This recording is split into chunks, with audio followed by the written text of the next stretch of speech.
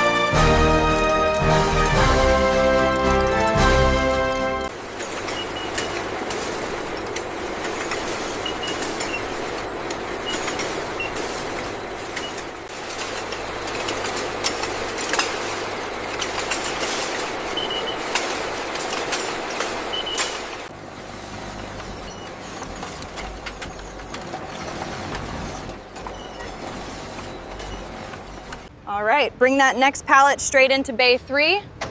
Watch your clearance on the left side.